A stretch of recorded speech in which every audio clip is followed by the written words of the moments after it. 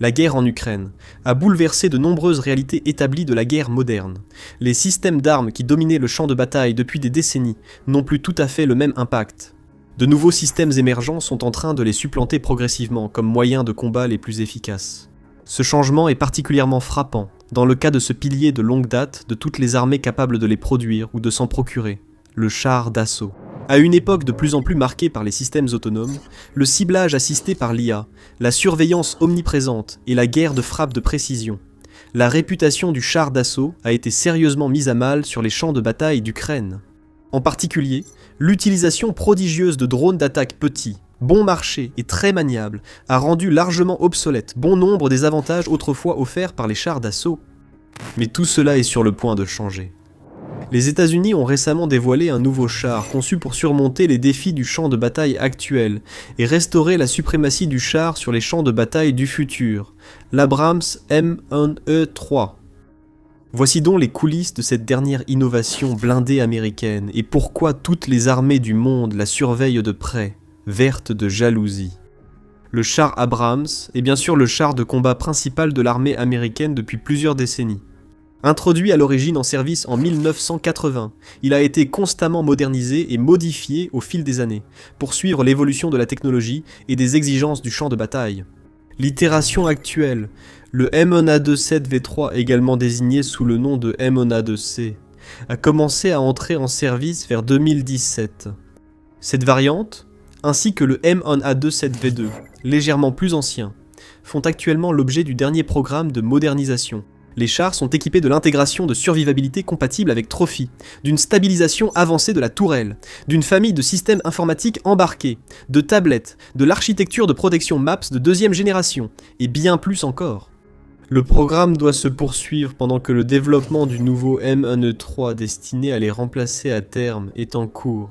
Mais ne vous y trompez pas, le M1E3 représente un bond en avant majeur pour ce char légendaire.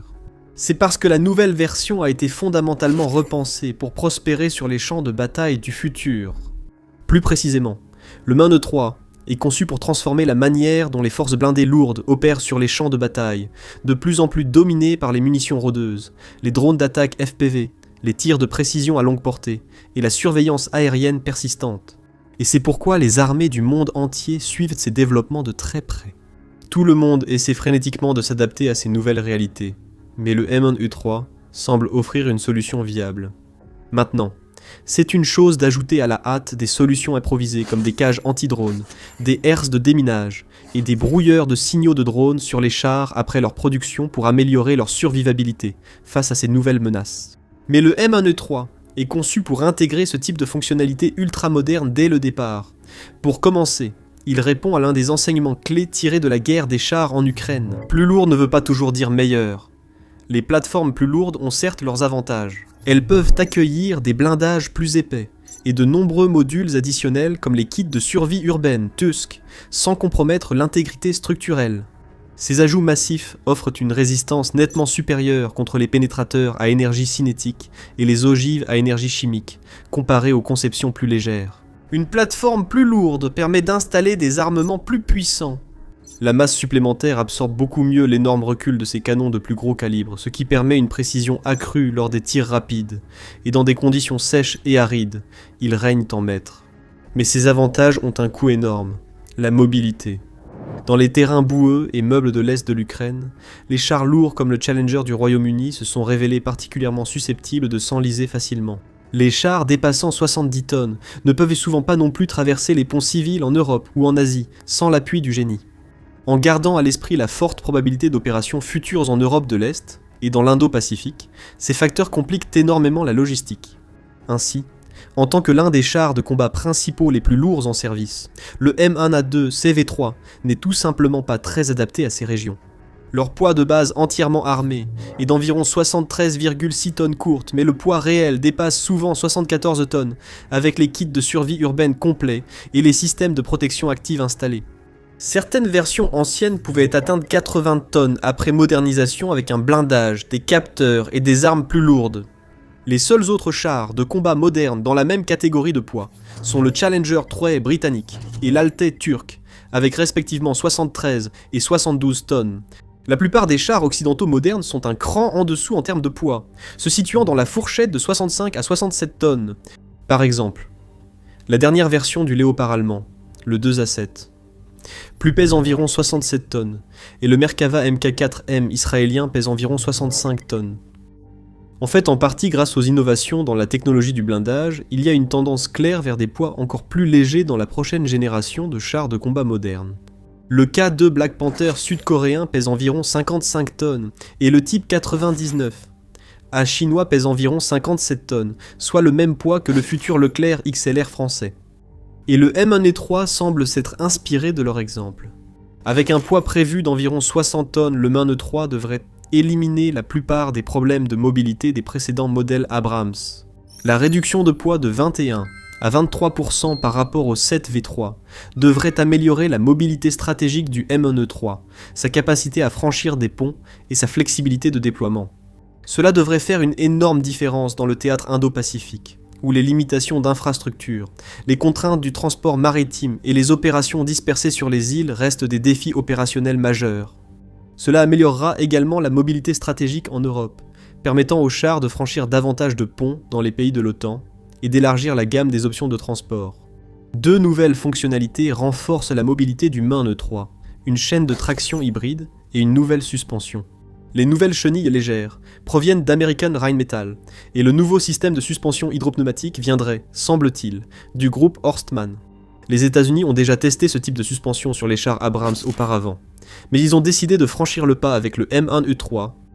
Vous pouvez probablement comprendre pourquoi. Un système de suspension hydropneumatique permet de relever et d'abaisser la caisse du char de manière à améliorer la survivabilité et à offrir d'autres avantages opérationnels. En plus de résoudre les problèmes de poids et de mobilité du 7V3, le M1E3 corrige également une autre des faiblesses opérationnelles du SCP version 3, ce qui fait froncer les sourcils aussi bien aux planificateurs opérationnels qu'aux services comptables du Pentagone. Le moteur à turbine à gaz du CP version 3 en fait un véritable gouffre à carburant. Le M1E3 propose une solution qui fait disparaître ces soucis, un nouveau système de propulsion hybride. La nouvelle configuration de propulsion comprend un moteur 6 cylindres en ligne, Caterpillar C13D modifié, d'une puissance de 1100 chevaux, associé à une transmission SAPA AST 1075 LP, qui intègre un moteur électrique de 250 chevaux. Cette architecture hybride devrait accroître l'autonomie opérationnelle et réduire nettement les signatures thermiques et acoustiques. Parallèlement, la puissance électrique supplémentaire à bord fournit l'énergie nécessaire pour les futurs capteurs, systèmes de protection, technologie à énergie dirigée et capacité de guerre électronique. Cela devrait garantir que le char reste à l'épreuve du temps, alors que les conditions du champ de bataille continuent inévitablement d'évoluer. La mobilité et la flexibilité supplémentaires offertes par le nouveau système devraient recevoir l'approbation des opérateurs sur le terrain. Et l'amélioration attendue de 40 à 50% de l'efficacité énergétique devrait également être une excellente nouvelle pour les comptables du département de la guerre. Ce système pragmatique et à la pointe de la technologie répond aussi aux priorités actuelles de modernisation de l'armée américaine. La doctrine vise à réduire les besoins de soutien logistique et à renforcer l'endurance lors d'opérations de combat à grande échelle, où les convois de carburant sont vulnérables aux drones et frappes ennemies. Les besoins réduits en carburant du M1E3, combinés à sa mobilité et sa flexibilité accrue, s'inscrivent parfaitement dans cette philosophie. Maintenant, vous pourriez penser que la réduction du poids et le système de propulsion et d'alimentation plus complexe impliquent déjà probablement des compromis ailleurs, en particulier sur la puissance de feu et la protection que le M1E3 peut offrir, et peut-être sur la configuration de l'équipage. Eh bien, détrompez-vous. Le M1E3 ne fait aucun compromis sur la puissance de feu, la protection et l'ergonomie de l'équipage. Il les améliore.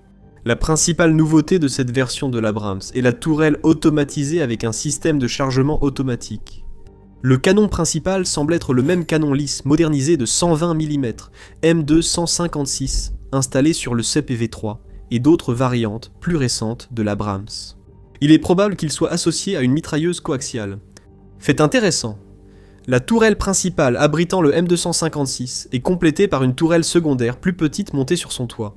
Cette tourelle secondaire est équipée d'un canon Northrop Grumman M230 LF de 30 mm, chambré pour des munitions de 30 sur 113 mm.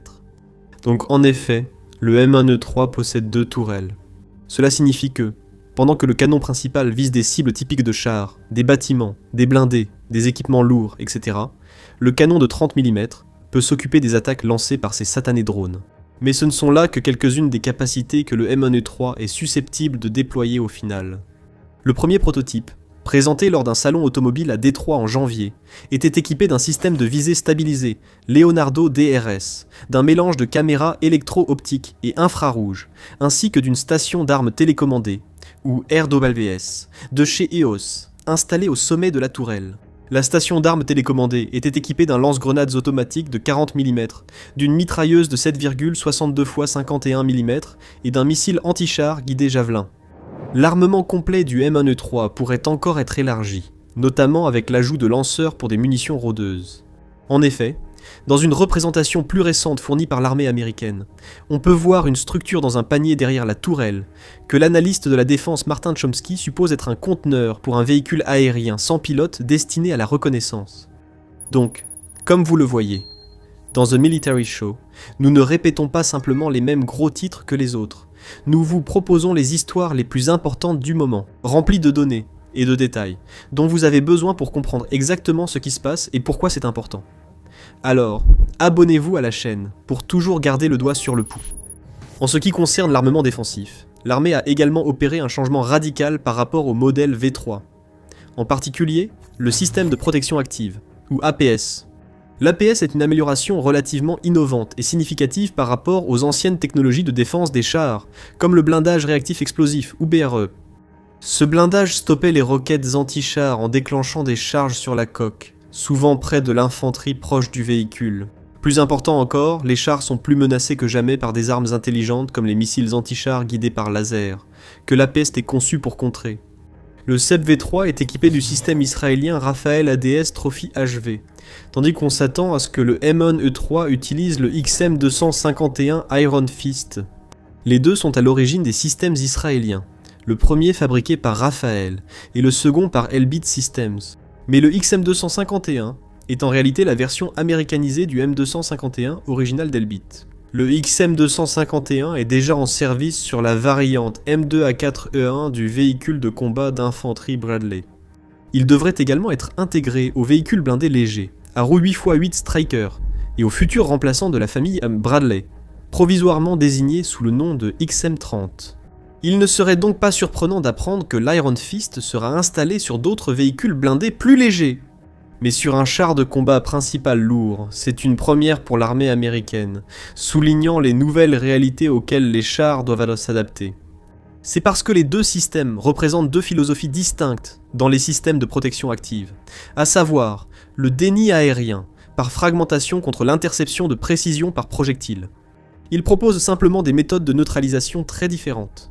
Le Trophy HV emploie une décharge similaire à un fusil de chasse, faite de pénétrateurs formés par explosion ou de billes métalliques dispersées sur la trajectoire de la menace. Cela crée une large zone de destruction, à environ 10 à 15 mètres du véhicule, qui détruit efficacement la tête explosive. En revanche, l'Iron Fist lance un mini-missile intercepteur cinétique doté d'une petite ogive à fragmentation explosive. Il poursuit physiquement la menace, et entre en collision avec elle, ou explose à proximité, à une distance de sécurité plus grande, allant jusqu'à 30 à 50 mètres, offrant ainsi une interception plus précise. Le système Trophy, qui pèse 850 kg, transporte 6 intercepteurs à la fois. Il est conçu contre les menaces lourdes comme missiles anti-chars et lance-roquettes, mais reste moins efficace face aux drones attaquant par le dessus, ou aux projectiles à énergie cinétique. Le système Iron Fist, beaucoup plus léger, pesant entre 200 et 250 kg, transporte 4 intercepteurs dans sa configuration standard, ainsi que des capacités intégrées de brouillage électro-optique pour neutraliser les missiles anti-chars de deuxième génération. Il peut intercepter des projectiles à énergie cinétique, comme les obus de chars, en les frappant sous un angle plus aigu et à plus grande distance. Cela le rend également beaucoup plus efficace contre les drones. Le M1E3 étant conçu pour résister aux projectiles à énergie cinétique et aux drones. On comprend pourquoi l'armée américaine a fait ce choix. Le poids réduit de l'Iron Fist et son faible impact collatéral correspondent à la nouvelle doctrine du char, axée sur la coopération avec l'infanterie et les drones, tout en offrant une protection contre les pénétrateurs à énergie cinétique et les drones, avantage que le Trophy n'a pas. Mais les caractéristiques de protection du M1E3 ne s'arrêtent certainement pas au nouveau système de protection active. En fait, Contrairement aux versions précédentes de l'Abrams, ce char a été conçu pour intégrer directement des éléments de survivabilité dans le véhicule, plutôt que de dépendre fortement des kits additionnels montés à l'extérieur. Les responsables de l'armée américaine ont présenté ces futures capacités de protection comme intégrées au système d'armes.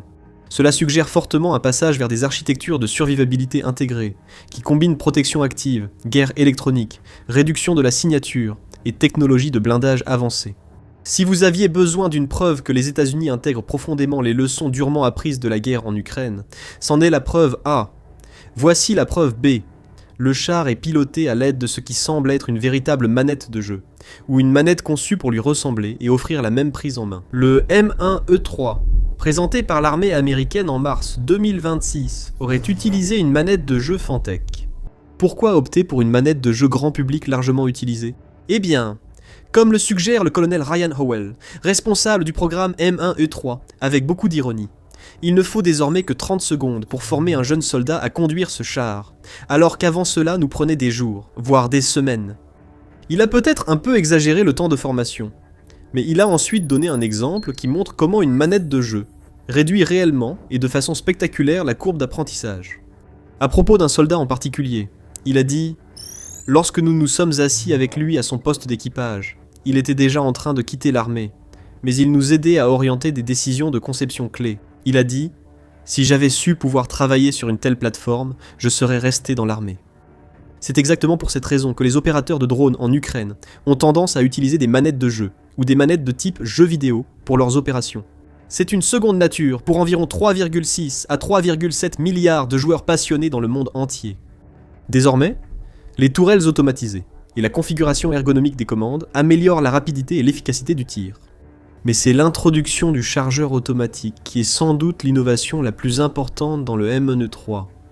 Les chars américains et occidentaux ont rarement un chargeur automatique, cette caractéristique étant surtout présente sur les chars soviétiques, russes et chinois. Mais il est facile de comprendre pourquoi les États-Unis ont opté pour un chargeur automatique sur le M1E3. Sa présence permet de réduire l'équipage d'une personne, le chargeur. Désormais, le M1E3 ne nécessite plus que 3 membres d'équipage, contre 4 pour le 7V3. En ce qui concerne l'intérieur du char, cela signifie une chose, plus d'espace, et les concepteurs du M1E3 l'ont utilisé judicieusement, en pensant à la survie de l'équipage. L'équipage réduit est maintenant installé dans une capsule blindée à l'intérieur de la coque. Cela forme une barrière physique solide, offrant une protection importante contre d'éventuelles explosions accidentelles. Les opérateurs de chars russes doivent être verts de jalousie. L'Abrams, sous toutes ses formes, a toujours été réputé pour son blindage robuste et son haut niveau de protection de l'équipage, surtout en comparaison avec les chars russes. Même avec des panneaux de décompression, un risque subsiste que des détonations de munitions blessent ou tuent l'équipage. Avec la nouvelle configuration, ce risque est presque nul. C'est-à-dire, si le blindage est assez solide. À ce stade, bien que l'armée ait confirmé que le niveau de blindage de l'E3 restera le même que sur les anciens chars M1, le type de blindage qui sera finalement utilisé reste encore incertain. Beaucoup d'aspects du nouveau char restent à définir, puisqu'il n'en est qu'au prototype. L'armée espère lancer la production de la version finale l'an prochain. Le calendrier exact dépendra des performances des premiers prototypes de chars lors des essais menés par les unités opérationnelles, qui devraient commencer en 2027. Tout de même, nous avons la chance d'en savoir autant à son sujet à ce stade. La présentation officielle du tout premier prototype initial du M1E3, au salon de l'auto de Détroit en janvier, a eu lieu plusieurs années avant le calendrier initial du programme. Il est clair, d'après les révélations actuelles, que le M1E3 est un signal fort. Les États-Unis veulent maintenir l'importance des blindés lourds sur le champ de bataille du futur, alors que beaucoup voient le char de combat principal comme une relique. Au lieu d'abandonner le concept de char de combat principal, l'armée redessine l'Abrams pour un futur conflit, guidé par les leçons des champs de bataille d'Ukraine. C'est un environnement où la survie dépend autant de la protection électronique, de la réduction des signatures, de l'automatisation et de la mobilité que du blindage et de la puissance de feu. Et le M1E3 semble avoir tout ce qu'il faut. Alors, est-ce le char ultime pour cette nouvelle réalité ? Il faudra attendre pour le savoir, mais il est peu probable qu'il soit invincible. Rien ne l'est, du moins pas pour longtemps, pas avec des drones partout, dans tout conflit de haute intensité. Aucune plateforme ne peut être totalement à l'abri des systèmes aériens sans pilote. Les brouilleurs peuvent être contournés par des drones guidés par fibre optique ou par d'autres moyens, et les systèmes de protection active, submergés par le nombre. Étant donné l'état actuel des lignes de front ukrainiennes, les 4 intercepteurs que peut lancer l'Iron Fist sans recharger semblent pour le moins insuffisants. Lorsque la Finlande a rejoint l'OTAN, cela a brisé une illusion que Poutine tentait de créer. Les menaces du président russe n'ont rien donné. La Finlande a défié Poutine et a mis fin à la seule chose qu'il ne voulait pas voir. Mais maintenant, les choses empirent encore plus pour le président russe. La Finlande vient d'envoyer à la Russie un message nucléaire dangereux. L'alliance de l'OTAN a été encore renforcée. Quant à Poutine, il vient d'apprendre que les menaces nucléaires qu'il aime brandir si facilement peuvent être égalées par une puissance bien supérieure à celle de la Russie. Attendez une seconde, vous pourriez dire, on va vous arrêter là. La Finlande ne possède pas d'armes nucléaires, alors comment pourrait-elle représenter une menace nucléaire pour la Russie? Bonne question. En effet, la Finlande n'a pas d'armes nucléaires. Mais ce qu'elle a, c'est une frontière de 1335 km avec la Russie et une appartenance à une organisation de défense collective qui, elle, apporte beaucoup d'armes nucléaires dans un conflit. Et c'est bien ça le problème de Poutine.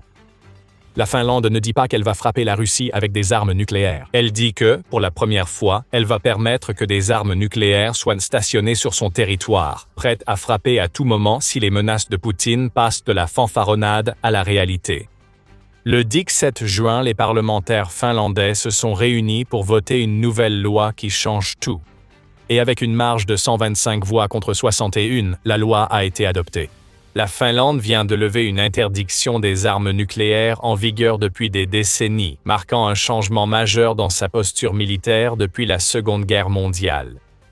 L'intégration croissante avec l'OTAN est évidente dans cette décision. Mais pour la Russie, le problème majeur que pose cette décision est qu'elle signifie enfin que l'OTAN a la possibilité de stationner des armes nucléaires directement à la frontière avec la Russie. C'est le pire cauchemar de Poutine. La Finlande n'a pas pris cette décision à la légère. Après le vote, le ministre finlandais de la Défense, Antti Häkkinen, a affirmé sur X que cette décision se préparait depuis longtemps. La politique sur les armes nucléaires a été l'un des sujets les plus difficiles au ministère de la Défense durant cette législature. Des années d'études, d'échanges avec les États dotés de l'arme nucléaire et d'évaluations sur la sécurité de la Finlande au sein de l'OTAN ont conduit à cette décision, jugée essentielle pour la sécurité finlandaise et la posture de l'OTAN face à la Russie. L'interdiction nucléaire en Finlande a été levée. Cette décision ouvre la voie à la Finlande pour recevoir, transporter et faciliter le déplacement d'armes nucléaires sur l'ensemble de son territoire, ce qui va à l'encontre de la position qu'elle avait adoptée pendant des années. Avant la guerre en Ukraine, la Finlande évitait de s'opposer à la Russie. C'est pourquoi elle est restée en dehors de l'OTAN, et c'est aussi la raison pour laquelle la présence d'armes nucléaires sur le territoire finlandais n'était même pas évoquée. Mais tout a changé après que Poutine a lancé son invasion. La Russie est désormais une menace conventionnelle et nucléaire. Avec ce changement, la Finlande doit s'adapter. L'adoption de cette nouvelle loi, ou la suppression d'une ancienne, montre qu'elle accepte la réalité des années 2020 et signale à Poutine qu'il ne peut pas tout imposer. L'objectif de Poutine, en Ukraine et ailleurs, est de montrer la Russie comme une grande menace pour tout pays européen qui ne lui obéit pas au doigt et à l'œil. L'invasion de l'Ukraine devait être rapide, renforçant cette menace. Cependant, des années de combat et l'échec de la Russie à tenir les menaces de Poutine ont entraîné une transformation durable de la politique de défense finlandaise. Les armes nucléaires peuvent maintenant passer par la Finlande, rendant la route nucléaire vers la Russie plus courte que jamais. Cette décision reflète aussi un changement d'attitude finlandaise face aux armes nucléaires. Peu de Finlandais souhaitent réellement en avoir sur leur sol. Comme le souligne le New York Times, la Finlande a évité de rejoindre l'OTAN pendant des décennies et elle nourrit une peur profonde et justifiée de la prolifération nucléaire en raison de sa frontière avec la Russie. Mais les actions de Poutine ont forcé la Finlande à prendre une décision qu'elle n'aurait jamais prise dans un monde idéal. Et c'est un autre coup porté à Poutine. La peur était censée empêcher la Finlande de faire quoi que ce soit de ce genre. Les actions de Poutine ont amené la Finlande à accepter le rôle maximal possible dans l'OTAN, sans doute par nécessité plus que par choix, bouleversant ainsi les plans de Poutine face à l'OTAN.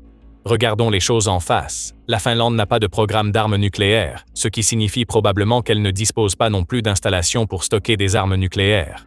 Mais ce n'est pas la question. Cette décision permet désormais de faire transiter des armes nucléaires par la Finlande, voire de les lancer vers la Russie depuis ce pays. Les armes nucléaires de l'OTAN égalisent le rapport de force face à la Russie. Selon Statista, les alliés de l'OTAN, ce qui revient essentiellement aux États-Unis, au Royaume-Uni et à la France en tant que nation dotée de l'arme nucléaire, réuniront 4215 ogives nucléaires pour faire face à la Russie en 2026. Ce nombre était bien plus élevé au sommet de la guerre froide, lors de la course aux armements nucléaires. En 1966, les alliés de l'OTAN avaient accès à 31 492 armes nucléaires, la Russie disposant d'un nombre similaire, ce qui explique en grande partie pourquoi la Finlande a voulu rester en dehors de l'OTAN pendant si longtemps. Avec la Russie envahissant l'Ukraine et les menaces russes, de nombreuses personnes, dont le chef de l'armée allemande, le lieutenant-général Christian Freudenthaler, affirment que l'OTAN doit se préparer à une guerre contre la Russie. Le calcul de la guerre froide n'est donc plus valable. La Finlande ne peut plus éviter le conflit en restant hors de la ligne de mire russe. Au lieu de cela, elle doit désormais mettre la Russie dans sa ligne de mire. Et cette nouvelle décision est le moyen parfait de le faire. Pour la Russie, cela ne signifie pas seulement qu'un autre pays européen accepte des armes nucléaires chez lui. C'est la nation la plus proche de la Russie, du moins pour la posture de défense de l'OTAN. Le Royaume-Uni et la France abritent des armes nucléaires qu'ils ont eux-mêmes fabriquées. 5 pays hébergent des armes nucléaires américaines, l'Allemagne, la Belgique, l'Italie, la Turquie et les Pays-Bas. Aucune de ces armes n'est armée ni déployée sur des avions, précise le Centre de contrôle des armements. Elles sont gardées dans des coffres souterrains WS-3 sur des bases aériennes et ne peuvent être armées sans le code d'autorisation PAL contrôlé par les États-Unis. Pour être utilisées, ces armes nucléaires doivent être chargées dans des avions de chasse ou des bombardiers de l'OTAN à double capacité, et les États-Unis doivent approuver toutes ces opérations et fournir les codes PAL. Cela signifie que la Finlande n'est pas une menace nucléaire immédiate pour la Russie. Elle vient d'abroger ses anciennes lois. On ignore si les États-Unis utiliseront les bases finlandaises pour stocker des armes nucléaires. Mais d'un autre côté, les aspects pratiques sont tous des problèmes pour l'avenir. Ce qui compte en ce moment, c'est le message. L'OTAN se renforce, et la Finlande est au cœur de tout cela. La nation membre de l'OTAN partageant la plus longue frontière avec la Russie se dit prête à accepter des armes nucléaires. Rien que cela est terrifiant pour Poutine. Chaque menace qu'il a jamais proférée à l'encontre d'une nation alliée à l'OTAN revient le hanter grâce aux nouveaux membres de l'Alliance. Pour aggraver la situation du président russe, la décision nucléaire de la Finlande n'est pas son seul problème. Derrière cette décision majeure se cache le fait que l'OTAN considère désormais la Russie comme une menace conventionnelle et nucléaire plus sérieuse qu'à tout moment depuis la chute de l'Union soviétique. Cela change tout pour la Russie. Avant de continuer, rappelons que vous regardez The Military Show. Si c'est le genre d'analyse que vous souhaitez voir davantage, assurez-vous d'être abonné à la chaîne. La décision nucléaire clé de la Finlande a suivi une nouvelle initiative majeure de l'OTAN qui inquiète Poutine. Le 8 juin, l'OTAN a annoncé avoir renforcé sa présence dans les régions du Grand Nord et de l'Arctique avec la création de la plus récente force terrestre multinationale avancée, ou FLF, dont dispose l'Alliance. Cette FLF a commencé ses opérations le 6 juin et est stationnée en Finlande et en Suède. Bien que dirigée par la Suède en tant que nation cadre, la FLF Finlande est la 9e des FLF de l'OTAN, la première ayant été créée en 2017 pour couvrir le flanc et de l'Alliance de défense collective.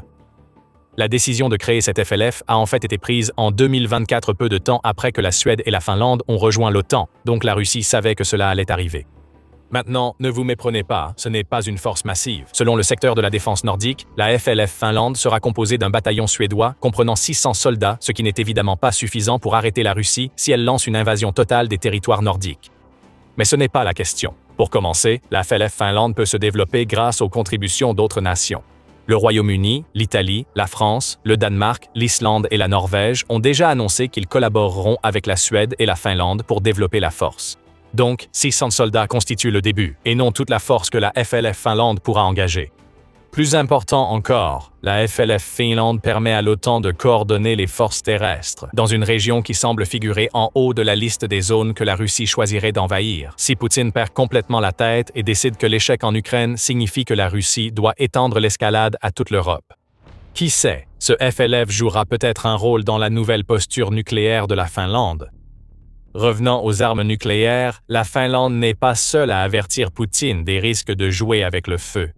Le 18 juin, peu après l'adoption de la nouvelle loi finlandaise, le UK Defence Journal a indiqué que le groupe des plans nucléaires de l'OTAN avait publié une déclaration ministérielle. Ce qui importe dans cette déclaration, c'est qu'il s'agit de la première publiée par le groupe des plans nucléaires de l'OTAN depuis 2007, entièrement axée sur la modernisation des capacités nucléaires et le renforcement de la planification de l'Alliance. Le moment choisi est trop parfait pour être une coïncidence. L'OTAN utilise le couteau que la Finlande vient de planter dans le flanc de Poutine pour le tourner encore un peu. La déclaration n'est pas dramatique et ne suggère pas que l'OTAN est prête à lancer des armes nucléaires contre la Russie à tout moment. Mais ce que cela fait, selon un responsable de l'OTAN anonyme cité par le UK Defense Journal, c'est de montrer que l'OTAN est revenue de la guerre expéditionnaire à une politique active de défense et de dissuasion dans la zone euro-atlantique. Ce n'est pas tout. Le responsable affirme que les États-Unis soutiennent pleinement ce changement. Le responsable dément que Pete Hegseth, secrétaire à la guerre américain, ait seulement fait un discours à Bruxelles où la déclaration a été rédigée, affirmant l'engagement total des États-Unis dans la mission de partage nucléaire de l'OTAN. Selon le responsable, les États-Unis, la France et le Royaume-Uni modernisent activement leurs forces nucléaires. Les États-Unis ont plusieurs fois réaffirmé leurs garanties nucléaires à l'OTAN, quels que soient les changements individuels. Cette déclaration a été faite malgré les ajustements concernant la flotte de B-52 et les affirmations que les États-Unis vont réduire les capacités de frappe en profondeur mises à la disposition de l'OTAN européenne en retirant des navires de guerre et en baissant le nombre de F-16 et F-15E disponibles pour l'OTAN de 150 à 100. Nous avons évoqué le facteur temps. Non seulement le calendrier de la décision finlandaise est notable, mais la déclaration de l'OTAN intervient environ un mois après un exercice russo-biélorusse de 3 jours et comprenait 64 000 soldats, 200 lance-missiles, plus de 140 avions, 73 navires de guerre, 13 sous-marins et 8 missiles balistiques intercontinentaux équipés d'ogives nucléaires, rapporte NBC News. Ces exercices visaient clairement à menacer par le nucléaire, comme la Russie l'a déjà fait, et des signes montrent qu'ils ont entraîné les troupes à utiliser les missiles hypersoniques Oreshnik, qui seraient stationnés en Biélorussie. Poutine a multiplié les menaces nucléaires. La Finlande et l'OTAN se sont unis pour démontrer aux dirigeants russes qu'il n'a pas le monopole de la démonstration de force. Fait intéressant, ce que la Finlande et l'OTAN viennent de faire correspond peut-être à ce que le CFR jugeait nécessaire dans un article du 17 juin où la Russie était qualifiée d'ours avec la bombe. L'argument principal de l'ECFR était que l'OTAN européenne devait redoubler d'efforts pour combler les lacunes dans ses capacités nucléaires. Cependant, l'essentiel de l'article portait davantage sur la nécessité pour l'OTAN européenne de trouver un moyen d'y parvenir sans le soutien des États-Unis, compte tenu de l'incertitude constante concernant la position américaine sur l'OTAN sous l'administration de Donald Trump. Alors peut-être pouvons-nous voir ce que la Finlande vient de faire sous un autre angle. Si les États-Unis veulent mettre des armes nucléaires en Finlande, tant mieux. La déclaration de l'officiel au UK Defense Journal reflète la réalité. La Russie subit une forte dissuasion. Si les États-Unis retirent leurs armes nucléaires d'Europe, la Finlande reste disponible comme site potentiel pour les armes nucléaires du Royaume-Uni et de la France. Ce qui signifie toujours qu'il existe une menace claire et très présente pour la Russie si Poutine va au-delà du conventionnel et se met à appuyer trop facilement sur le bouton nucléaire. Le parapluie nucléaire américain demeure indispensable pour l'avenir. Les Européens ne peuvent s'en passer. Mais ils doivent créer quelque chose qui reproduise à peu près ces effets dissuasifs pour éviter que les dirigeants russes ne voient le retrait américain de la défense européenne comme une chance d'appliquer leur théorie de la victoire, leurs concepts et leurs capacités, selon le CFR. Peut-être assistons-nous à la première étape vers la construction de quelque chose qui pourrait reproduire les effets dissuasifs actuels fournis par les États-Unis. Et si c'est le cas, la Finlande en est au cœur. En conclusion, revenons en Finlande. Récemment, la Finlande et d'autres pays nordiques ont exprimé de vives inquiétudes face au renforcement militaire russe à leurs frontières. Des photos satellites montrent que ce renforcement, qui comprend la construction de nouvelles casernes et installations, pourrait permettre à la Russie de stationner 115 000 soldats aux frontières des régions nordiques et baltes. Cela survient alors que des membres de l'OTAN estiment qu'une guerre avec la Russie pourrait éclater d'ici 3 à 5 ans, selon le GIS. Donc ce n'est pas comme si la Finlande avait pris sa grande décision nucléaire sans raison. Elle l'a fait en partie car la Russie montre clairement que Poutine prépare quelque chose. Si ce quelque chose est une invasion de l'OTAN, alors des dizaines de milliers de soldats aux frontières nordiques et baltes semblent un point de départ naturel. La Finlande doit dissuader la Russie de poursuivre ses plans par tous les moyens. La décision nucléaire du pays est l'aboutissement d'une véritable évolution de la posture de défense que la Finlande mène depuis des années. Mais la Finlande n'a pas pris la Russie à la légère ces dernières décennies. Elle est restée hors de l'OTAN jusqu'à ce que Vladimir Poutine force la Finlande à agir. Mais la Finlande n'est pas totalement neutre envers la Russie non plus. Comme le révèlent les rapports du GIS, la Finlande a été l'un des rares pays européens à ne pas avoir baissé sa garde après l'effondrement de l'Union soviétique en 1991, alors que d'autres tentèrent d'accueillir une nouvelle Russie qui s'est depuis transformée en ce que nous voyons aujourd'hui. La Finlande se préparait discrètement à un affrontement qu'elle a toujours senti possible. On en voit des indices dans l'armée finlandaise. Pourtant, la Finlande ne compte que 24 000 militaires en service actif dans son armée.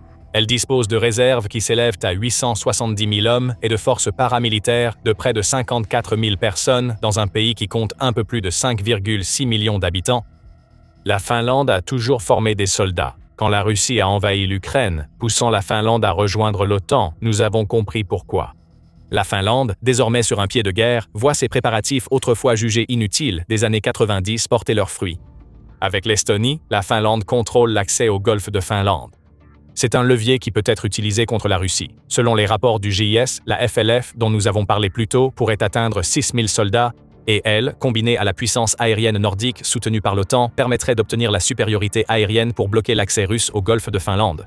Les armes nucléaires peuvent désormais transiter par la Finlande. Tout cela signifie que Poutine a un sérieux problème avec la Finlande. Et ce problème ne va faire que s'aggraver à partir de maintenant. Maintenant, il y a les armes nucléaires en plus de toutes les autres préparations. Demain, la Finlande sera encore plus forte. Début juin, la Commission parlementaire de la défense a proposé d'augmenter les dépenses de défense à partir de 8,8 milliards de dollars. Elles devraient maintenant passer à un peu plus de 16 milliards de dollars d'ici 2029, puis maintenir les dépenses à environ 17,2 milliards jusqu'en 2036. Cette proposition, bien que non acceptée, reflète l'état d'esprit actuel des Finlandais envers la Russie. Poutine est une menace. La Finlande n'a pas réagi à cette menace en se repliant. Il s'agissait de prouver à Poutine que la Russie ne peut pas intimider la Finlande au point de la faire reculer. Cette posture va se renforcer, les dépenses militaires augmenter. Si l'OTAN exploite la décision nucléaire de la Finlande, la dissuasion contre la Russie sera plus redoutable qu'elle ne l'a été depuis la chute de l'Union soviétique. La guerre en Ukraine dure depuis plus de 4 ans, et c'est le conflit le plus meurtrier pour la Russie depuis la Seconde Guerre mondiale.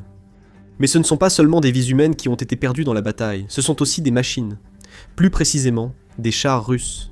Les chiffres sont impressionnants, mais ils sont à prendre avec de grosses réserves car les sources diffèrent. Les chiffres les plus fiables viennent d'Oryx, un projet de renseignement en source ouverte ne comptant que les pertes vérifiées par photo ou vidéo. Ainsi, Oryx a confirmé qu'environ 4400 chars russes ont été détruits, endommagés, abandonnés ou capturés entre février 2022 et juin 2020. Mais après tout cela, la Russie a continué à produire des chars de remplacement et pourrait en réalité être sur le point d'avoir plus de chars en service actif qu'avant le début de sa soi-disant opération militaire spéciale, selon certaines sources. Cela semble inquiétant pour Kiev. Pourtant, le secret inavoué de cette flotte croissante, c'est que la Russie peut à peine s'en servir. Parce que pendant que Moscou reconstruisait tranquillement son mastodonte blindé, l'Ukraine a discrètement fait quelque chose de bien plus dévastateur que de détruire les chars un par un. L'Ukraine a changé le champ de bataille lui-même, et ce faisant, a transformé le char de combat principal, qui dominait la guerre terrestre depuis un siècle, en quelque chose qui s'apparente presque à un handicap. En comparaison, les pertes confirmées de chars de l'Ukraine s'élèvent à environ 1400, et Oryx lui-même suggère qu'il s'agit d'un minimum, pas d'un maximum, car encore une fois, il ne compte que les pertes qu'il peut vérifier avec une photo ou une vidéo. Le nombre réel de véhicules détruits pourrait donc largement dépasser les chiffres recensés. Un agrégateur secondaire suggère que ces décomptes ne reflètent que 50 à 70% des pertes réelles de chars russes, ce qui signifie que le nombre réel pourrait être plus élevé, se situant vraisemblablement entre 6300 et 8800 chars. L'état-major général ukrainien, de son côté, avance des chiffres dépassant les 10 000. Ce chiffre, bien que plausible, vient d'un gouvernement qui a tout intérêt à annoncer de lourdes pertes ennemies, donc considérez-le comme un maximum. Mais quel que soit le chiffre que vous retenez, au minimum, la Russie a perdu l'équivalent de toute sa flotte de chars actifs d'avant-guerre, et probablement près du double. Selon l'Institut international d'études stratégiques, la Russie est entrée en guerre avec environ 3000 chars en service actif, et en avait probablement le triple en réserve. Et l'Institut a calculé que rien que pendant les 13 premiers mois de combat, entre février 2022 et mars 2023, la Russie a perdu près de 1900 de ses chars actifs. Plus de la moitié de la flotte opérationnelle a disparu en un an. Aucune armée moderne n'a perdu autant de blindés aussi vite. Comment, après tout cela, la Russie va-t-elle déployer plus de chars qu'au départ ? Eh bien, La réponse se trouve dans ces stocks que nous avons mentionnés. La plupart des chars qui s'y trouvent ont été entreposés depuis l'époque de l'Union soviétique, où les anciens véhicules étaient simplement laissés, avec un entretien occasionnel. La ISS a affirmé qu'il pourrait y avoir 9000 chars en réserve, tandis que certains médias ont suggéré que le nombre pourrait bien atteindre 5 chiffres. Un chercheur au ZINT, John P., a utilisé des images satellites des parcs à chars pour compter un nombre plus modeste de 7342 chars. Et lorsque les pertes ont commencé à s'accumuler en 2023 et 2024, le Kremlin a eu un problème d'arithmétique simple. Certains experts affirment que la seule usine de Russie construisant réellement de nouveaux chars à partir de zéro, Uralvagonzavod à Nijni Tagil, ne peut produire qu'environ 250 nouveaux chars modernes T-90M par an. L'usine d'Omsk peut fabriquer 150 autres T-80 BVM, une version modernisée d'un ancien modèle. Cela ne fait que 400 par an. Face à des pertes qui s'élevaient en moyenne à au moins 85 par mois, la Russie a donc dû se tourner vers ces cimetières de milliers de vieux chars de l'Union soviétique. Un char soi-disant 9 sur 2 arrivant au front s'est avéré ne pas être neuf du tout. C'était une vieille coque soviétique, sortie des entrepôts, dépouillée, rééquipée avec de nouvelles optiques, des radios et un blindage réactif fixé sur les côtés, puis remise en service. Mais c'est là que ça devient presque absurde, et que l'on commence à voir l'industrie russe faire des choses qui frôlent l'archéologie. Alors que la Russie traitait les modèles les plus faciles, elle a fini par atteindre les chars plus anciens, dans les dépôts, environ 1 millier de T-72A, datant du début des années 1970. Leur moteur était jugé hors d'usage tant les machines s'étaient dégradées. Ainsi, en septembre 2024, un représentant de l'industrie a déclaré au comité de défense de la Douma d'État que l'industrie russe avait lancé un soi-disant nouveau programme de régénération, en réutilisant les anciens moteurs de ces chars de 45 tonnes et en les reconstruisant avec de nouvelles pièces, ressuscitant ainsi des moteurs autrefois considérés comme de la ferraille. Le hic, c'est que ce programme ne devait produire qu'une centaine de moteurs fonctionnels, soit assez pour environ 10% des T-72A stockés. Ainsi, en décembre 2024, la Russie a redoublé d'efforts, l'usine de construction de machines Kingisev dans l'oblast de Leningrad ayant signé un contrat pour remettre à neuf un autre moteur, plus puissant, qui s'adapte également au T-72A. La Russie était si déterminée à réutiliser des chars vieux de 50 ans qu'elle a lancé un vaste effort industriel pour remettre en état des moteurs hors service. Avec des composants neufs, un T-72, à des années 1970 pouvait être remis à niveau pour ressembler à peu près à un T-72 B3LM moderne, même s'il ne serait jamais aussi bien protégé. L'analyste Jompi Jompia a affirmé qu'à ce moment, il a compris que la Russie voulait restaurer presque tout son parc de chars stockés, sauf ce qui était irréparable par la rouille. Faisons les calculs sur les chars, colonne vertébrale de cette histoire. Comme dit, la Russie avait environ 3000 chars actifs au départ. Elle en a perdu environ 4400 confirmés, jusqu'à environ 6000. La nouvelle production a ajouté peut-être 1600 chars répartis sur les deux modèles les plus modernes. Et le prélèvement dans les stocks aurait pu fournir environ 5000 coques récupérables après avoir soustrait les quelques 2100 qui étaient soit trop rouillés pour être sauvés, soit appartenaient à l'ancienne famille des T-64. Quand on additionne tout cela, les forces terrestres russes pourraient aligner entre 3600 et 5200 chars en se basant sur la limite basse des pertes. Ce chiffre supérieur représente presque le double de la force initiale. Donc, sur le papier, la Russie a reconstruit sa force blindée et l'a même agrandie. Mais cette même force est aussi, de plus en plus, principalement composée de pièces de musée. Pour comprendre pourquoi, il faut regarder exactement quel type de char compose cette flotte, car tous les chars ne se valent pas, et la gamme russe vous dit tout sur une armée qui remonte dans le temps pour garder ses formations complètes. Commençons maintenant par le cheval de bataille, le T-72. Sorti pour la première fois des chaînes soviétiques, en 1972 le T-72 a été conçu pour être bon marché, simple, robuste et produit par dizaines de milliers, l'équivalent blindé de l'AK-47. Et il est partout, étant le char le plus répandu des deux côtés de cette guerre, car l'Ukraine en a également hérité en très grand nombre. Les versions modernes de première ligne russe sont le T-72B3 et le T-72B3M améliorés, avec un meilleur système de conduite de tir et un blindage réactif. Mais le T-72 est aussi le char qui est devenu un mème mondial à cause de ses destructions catastrophiques. D'après le comptage visuel confirmé par Oryx, la Russie a perdu environ 1800 T-72, plus que tout autre type de char. Cela s'explique par la conception du char, sur laquelle nous reviendrons après avoir examiné les autres types. Le deuxième modèle est le T-80, qui souffre de ses propres problèmes. Introduit en 1976, c'était le premier char produit en série au monde à être propulsé par un moteur à turbine à gaz. Le même principe de base qu'un hélicoptère ou un avion à réaction, ce qui le rendait extrêmement rapide et silencieux pour sa taille, capable d'atteindre 65 km/h en terrain découvert. Les soviétiques, puis les Russes, ont construit environ 5400 à 5500 de ces chars, la production s'étendant jusqu'en 2001. En Ukraine, le T-80 a été usé sans relâche. En décembre 2024, les sources ouvertes ont confirmé qu'au moins 1000 T-80 avaient été détruits, endommagés, abandonnés ou capturés. Certains analystes estiment que la Russie a épuisé toute sa flotte de T-80 déployables, bien que cela reste une estimation et non un fait établi. Des commentateurs russes ont suggéré que Moscou avait engagé environ 90% de ces T-80 disponibles, renvoyant les survivants à l'usine d'Omsk en Sibérie pour être reconstruits selon le standard T-80B-BM le plus récent. On dit que les équipages de chars russes ont donné au T-80 un surnom lugubre, le cercueil d'acier, après avoir vu trop de ces chars perdre leur tourelle lors d'un seul incident violent. Au sommet de la gamme se trouve le T-90, et plus précisément sa forme la plus moderne, le T-90M Prarif, que la machine de propagande du président russe Vladimir Poutine aime présenter comme l'un des meilleurs chars du monde. Le T-90 lui-même est dérivé du T-72, mais il est doté d'améliorations, d'un meilleur canon et d'un système de contrôle de tir, d'un blindage réactif Relikt, du viseur du tireur Sosna U et d'un viseur panoramique pour le commandant qui le rapproche des standards occidentaux. C'est le meilleur char avec lequel la Russie combat réellement, et pourtant, il est détruit en nombre, ce qui révèle tout le problème.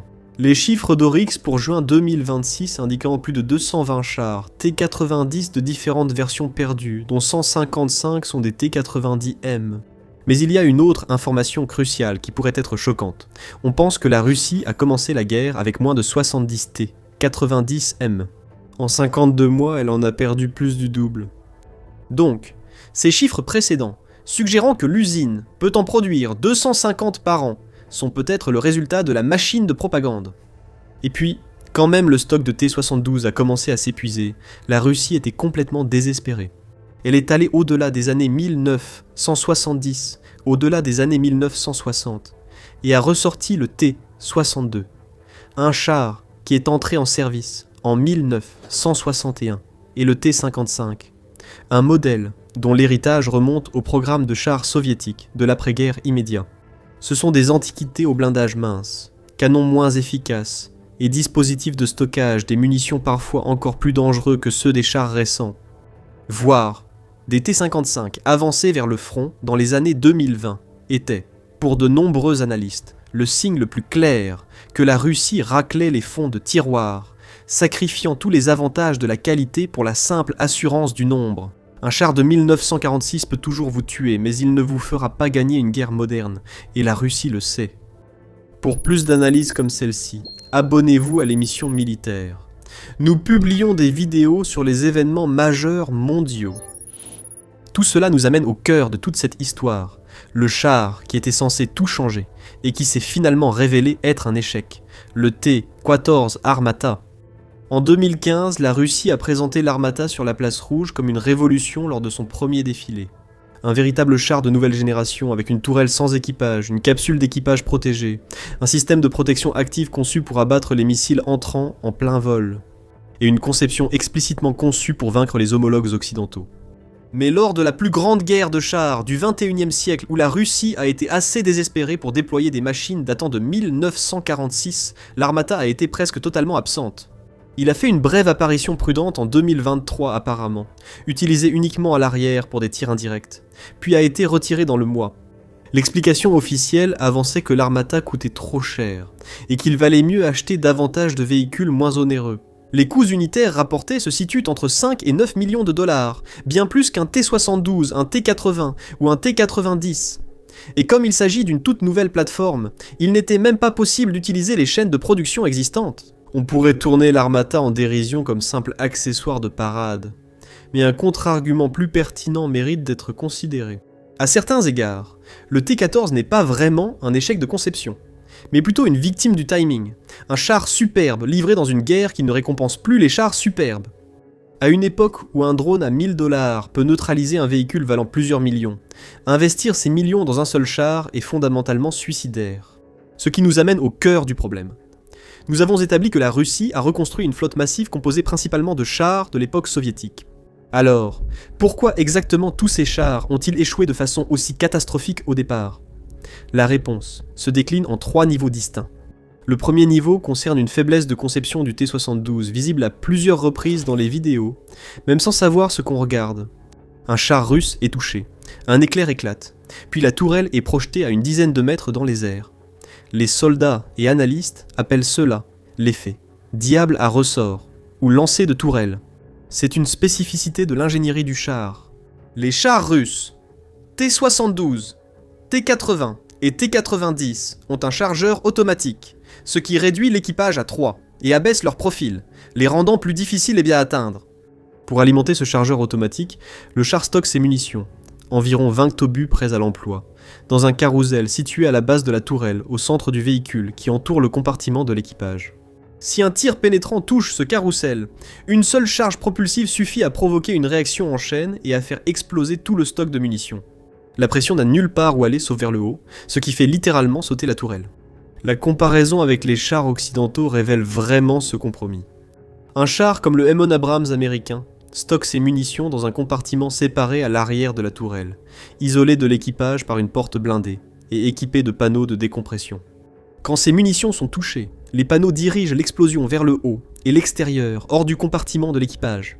L'équipage peut survivre, et a déjà survécu, à des incendies de munitions qui auraient tué instantanément un équipage russe. Les concepteurs soviétiques n'étaient pas stupides.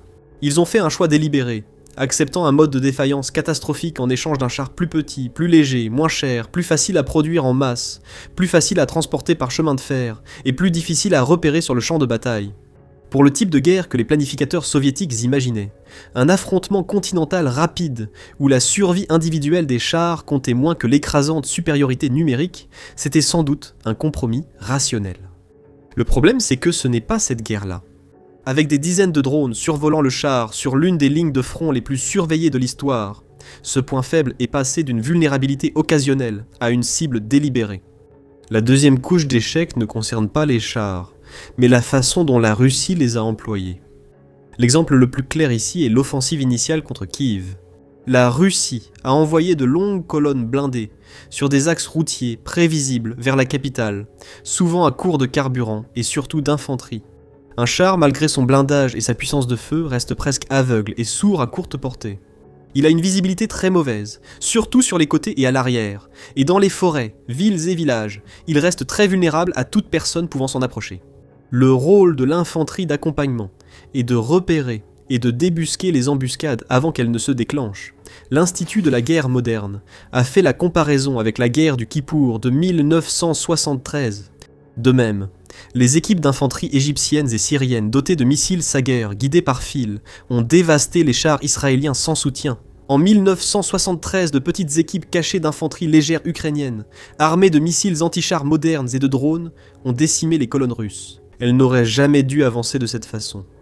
Les colonnes ont dû prendre les routes car le terrain était trop boueux et difficile à traverser.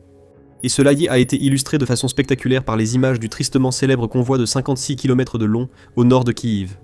Ils se sont retrouvés entassés dans des embouteillages.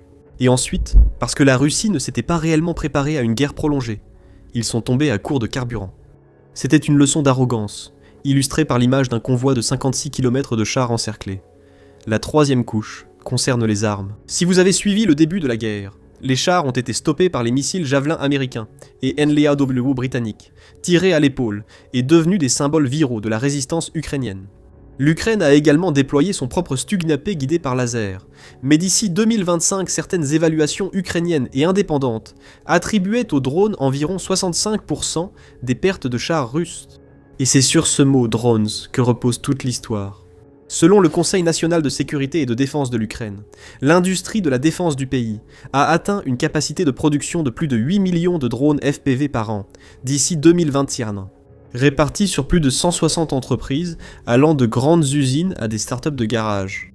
Même si la source est ukrainienne, peu importe les chiffres exacts, la ligne de front reste saturée. Des bombes volantes, bon marché, tragatent constamment tout mouvement. Et l'implication pour les chars est brutale. Un char ne doit plus seulement s'inquiéter de l'équipe d'embuscade sur laquelle il pourrait tomber. Il doit craindre ce qui vient du ciel, constamment, à chaque mètre de chaque avancée, sur l'ensemble des 1100 km de la ligne de front. La Russie et l'Ukraine ont toutes deux tenté de contrer les drones, ce qui a mené à des dispositifs parfois hilarants. La première contre-mesure a été la guerre électronique. Des brouilleurs qui coupaient le lien radio entre le drone FPV et son pilote, le faisant tomber au sol sans danger. Cela a marché jusqu'à l'utilisation de la fibre optique par les fabricants de drones.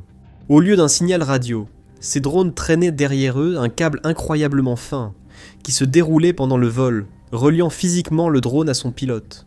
La Russie aurait déployé ces drones pour la première fois au printemps 2024 et l'Ukraine a rapidement fait de même.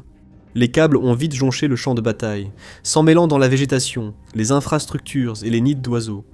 Mais malgré cela, l'industrie de la fibre optique a explosé, et il paraît que la Chine a augmenté les prix entre 250 et 400% en 2026. Après l'échec des défenses électroniques, la Russie a opté pour des blindages physiques. Tout a débuté en 2022 avec ce que les soldats appelaient moqueusement des cop cages, de simples structures en latte métallique soudées sur la tourelle pour intercepter les grenades larguées par de petits drones. Début avril 2024, des chars tortues sont apparus sur le champ de bataille de la guerre russo-ukrainienne. Des véhicules entiers, enfermés dans des coques en tôle soudée, de sorte que le char disparaissait à l'intérieur d'une boîte métallique grossière avec seulement le canon qui dépassait.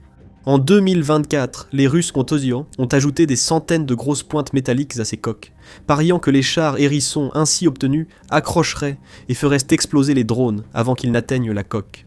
Et d'ici 2025, les pointes s'étaient transformées en milliers de fins poils métalliques, fabriqués à partir de câbles en aluminium déroulés et drapés sur le véhicule comme un manteau hirsute. Certains observateurs les qualifiaient de hérissons. Ces véhicules figuraient parmi les mieux protégés de la guerre, supportant une douzaine de drones FPV avant d'être neutralisés. Pourtant, ils étaient finalement détruits. Quel est donc le plan ? Que compte réellement faire la Russie avec cet énorme stock de blindés qu'elle ne peut pas déployer ? Pour être honnête, personne en dehors du Kremlin ne le sait avec certitude. L'explication la plus probable est que la Russie joue sur le long terme. La logique serait que les commandants russes parient sur l'apparition d'une nouvelle technologie anti-drone, une avancée dans le brouillage, les intercepteurs, l'énergie dirigée, quelque chose qui rouvrirait le champ de bataille à une guerre mécanisée rapide et mobile. Et en attendant, ils préservent et reconstruisent leurs forces blindées, la maintenant intacte et prête pour ce moment futur où les chars pourront à nouveau dominer. La possibilité la plus sombre et la plus immédiate est plus simple. Cela suggère que les commandants russes, sous pression pour obtenir des résultats, pourraient tout simplement devenir assez désespérés pour renvoyer les chars dans la mêlée, quelles qu'en soient les conséquences. Et dans ce scénario, la vaste flotte reconstruite n'est qu'une réserve de blindés sacrifiables, envoyés sur le champ de bataille pour gagner du terrain, à un prix terrible. Rappelez-vous qu'après 2022, l'avancée de la Russie s'est arrêtée au point qu'entre 2023 et 2025, elle n'a occupé qu'environ 1,23% du territoire ukrainien. Et il y a un dernier rebondissement. La flotte reconstruite, malgré sa taille impressionnante, n'est fondamentalement qu'un coup de pouce unique. La Russie a puisé dans l'immense réserve soviétique, et cette réserve est maintenant presque vide. Une analyse satellite de juin 2026, réalisée par l'analyste en source ouverte, John P., a révélé que bien que la Russie ait commencé avec un stock d'avant-guerre de 7342 chars, il n'en reste plus que 2088 en stockage, et parmi ceux-ci, seulement 851 peuvent être remis en état. Les 1237 chars restants constituent en réalité un stock mort. La Russie a donc épuisé environ 72% de toute sa réserve de chars datant de la guerre froide. À ce stade, si les pertes continuent à environ 90 chars par mois, il faudra encore environ 9 mois avant que le stock ne soit complètement épuisé. La marine américaine domine les océans du monde depuis des décennies. Peu de gens contesteraient qu'elle reste de loin la force navale la plus puissante de la planète en termes de projection de puissance sur les mers du globe. Sa capacité à déployer simultanément d'importants groupes de frappe au Moyen-Orient, dans les Caraïbes et dans l'Indo-Pacifique parle d'elle-même. Mais soyons francs, ces dernières années, ces projets novateurs en construction navale n'ont pas toujours abouti comme espéré. En particulier, le navire de combat côtier, ou LCS, les frégates de la classe Constellation, et le destroyer de la classe Zumwalt ont tous été présentés comme des systèmes de nouvelle génération lors de leur conception. Cependant, ces programmes très médiatisés ont été abandonnés, seuls quelques navires prévus ayant été construits. Cependant, tout n'a pas été vain, du moins dans le cas de l'un d'entre eux, le destroyer furtif et high-tech de la classe Zumwalt. L'une des plus grandes erreurs de la marine a trouvé une nouvelle utilité, transformant potentiellement un éléphant blanc évident en le plus meurtrier des navires de guerre de la flotte américaine, un porteur de missiles hypersoniques. Voici comment ces missiles offrent une seconde vie à la classe Zumwalt et pourraient enrichir l'arsenal de la marine avec une nouvelle arme, les missiles hypersoniques. Cette décision est innovante, d'actualité, et exactement ce qu'il fallait. Un analyste chevronné et ancien membre du personnel du Congrès, Brandon G. Weichert, a écrit il n'y a pas si longtemps que l'échec du destroyer de la classe Zumwalt peut se résumer en 2 mots. Désastre total. Bien sûr, ce n'était pas censé se passer ainsi. La classe Zumwalt, nommée d'après l'amiral Elmo Zumwalt, chef des opérations navales de 1970 à 1974, était censée répondre de manière décisive à un profil de menace émergent dans un avenir prévisible. Nous étions en 1991. La guerre froide avait brusquement pris fin après l'effondrement de l'Union soviétique, et la marine a réévalué ses priorités. Au lieu de s'opposer à une superpuissance rivale, elle ferait face à des menaces régionales dispersées et littorales, plutôt qu'en haute mer. Ainsi, l'accent a été déplacé de la lutte anti-sous-marine, en haute mer, vers la projection de puissance dans les environnements côtiers et proches du littoral. Le programme de destroyers Harley Burke assure la défense de la flotte, optimisé pour survivre en haute mer contre des adversaires équivalents, ce qu'il fait toujours avec succès. Pour contrer les nouvelles menaces littorales, la marine avait besoin d'une plateforme capable de tirs de précision massifs contre des cibles terrestres et des menaces asymétriques, comme les vedettes rapides, mines et missiles anti-navires à courte portée. Le concept original s'appelait le destroyer d'attaque terrestre, DD-21, qui a évolué pour devenir le programme DDX au début des années 2000. Le DDX a ensuite engendré la classe de destroyer Zumwalt, conçue comme une plateforme multimission axée sur la furtivité, l'automatisation et les systèmes énergétiques puissants. En février 2008, le contrat initial de 1,4 milliard de dollars pour commencer la construction du navire de tête, l'USS Zumwalt, également connu sous le nom de DDG, 1000 a été approuvé. Le plan initial prévoyait la construction d'un total de 32 navires. 2 autres ont finalement été construits, l'USS Michael Mansour, ou DDG 1001, et l'USS Lyndon B. Johnson, ou DDG 1002. Mais les 3 ont finalement été mis en service plus de 10 ans après que la marine ait officiellement abandonné les 29 restants.